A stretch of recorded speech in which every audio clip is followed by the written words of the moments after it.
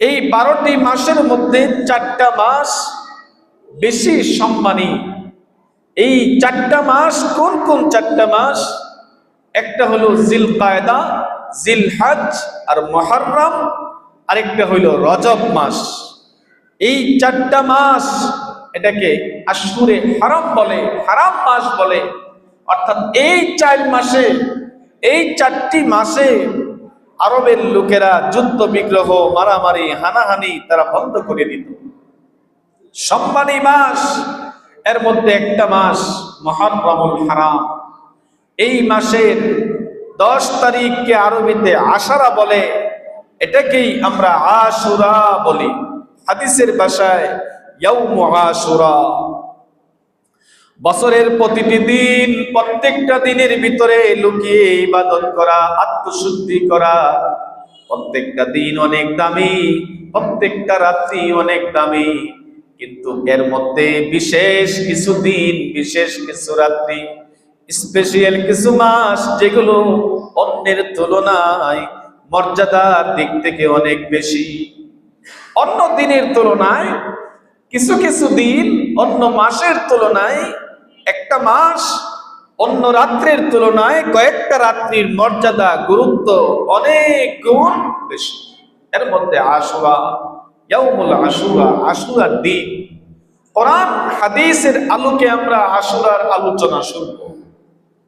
তবে আশুরাকে পালন করব নিজের মতো করে না। আশুরাকে পালন করব কার মতো করে বলেন? নবী যেভাবে আশুরার মূল্যায়ন করেছেন, সাহাবায়ে কেরাম যেভাবে আশুরাকে গুরুত্ব দিয়ে আমলে নিয়েছেন, ওইভাবে আমি আশুরাকে পালন করব। আমি আমার মতো করলে এটা নেকি হবে না, বেদাত হয়ে যাবে। আমাদের প্রত্যেকটা আমল করব কার তরিকায়? নবীজির তরিকায়।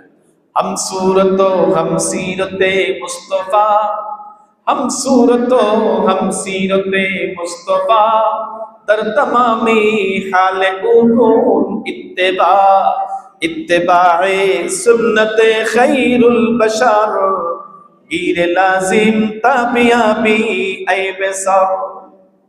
আমার সুরত, আমার জীবনী, আমার আমল, আমার সমস্ত কিছু করতে হবে রাসূলের তরিকা, রাসূলের সুন্নাহ অনুযায়ী।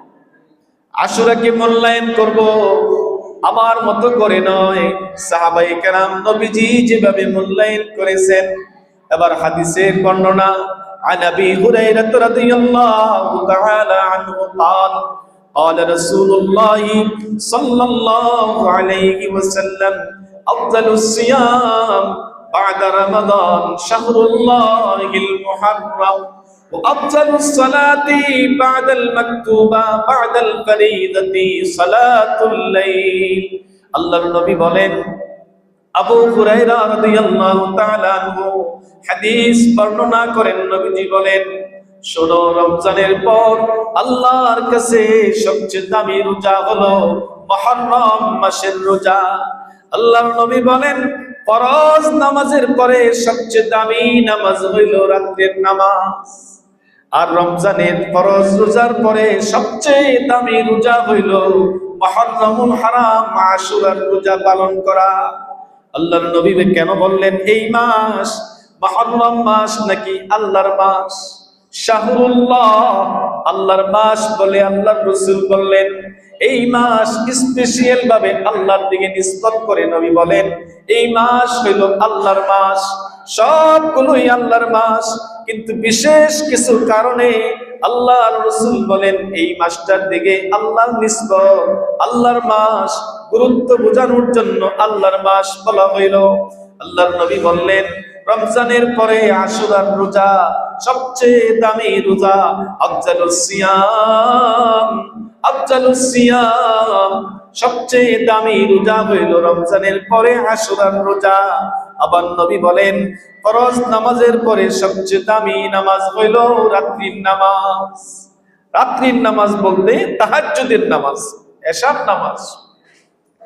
কেউ যদি এশার নামাজের পরেও 2-4 রাকাত নামাজ পড়ে নেয়, আব্দুল্লাহ ইবনে আব্বাস রাদিয়াল্লাহু তাআলা আনহুমা বলেন, ওয়াল্লাযীনা ইয়াবিতুনা লিরাব্বিহিম সুজদান ওয়া কিয়ামা, আল্লাহর প্রিয় বান্দাদের গুণগুলোর আলোচনা।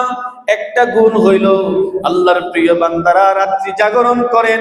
এই আয়াতের ব্যাখ্যায় তাফসিরে মাযহারিতে আল্লাহর রাসূলের সাহাবী, আল্লাহর নবীর সাহাবী আব্দুল্লাহ ইবনে আব্বাস রাদিয়াল্লাহু তাআলা আনহুমা বলেন, এশার নামাজের পরে কেউ যদি দুই রাকাত করে 4 রাকাত নামাজ পড়ে নেয়, আল্লাহ তার আমল নামায় তাহাজ্জুদের নেকি দিয়ে দিবেন।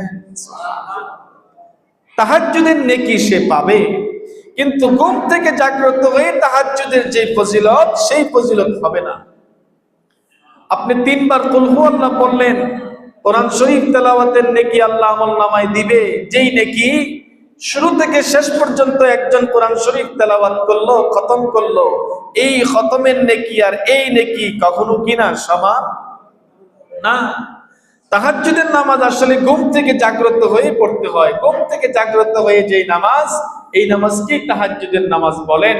তো রাসূল উম্মতকে উদ্বুদ্ধ করার জন্য, আমলের দিকে নিয়ে আসার জন্য রাসূল বললেন, রাত্রে যেহেতু আর এশার পরের নামাজ, ঘুমানোর আগে যদি তুমি 2 4 রাকাত 8 রাকাত 6 রাকাত নামাজ তাহাজ্জুদের নিয়তে পড়ে নাও, আল্লাহ তোমার আমল নামায় তাহাজ্জুদের নেকি দিয়ে দিবেন। সুবহানাল্লাহ।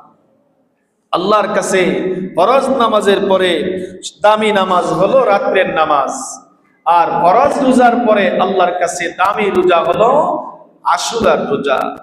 এবং আশুরার রোজা রাখলে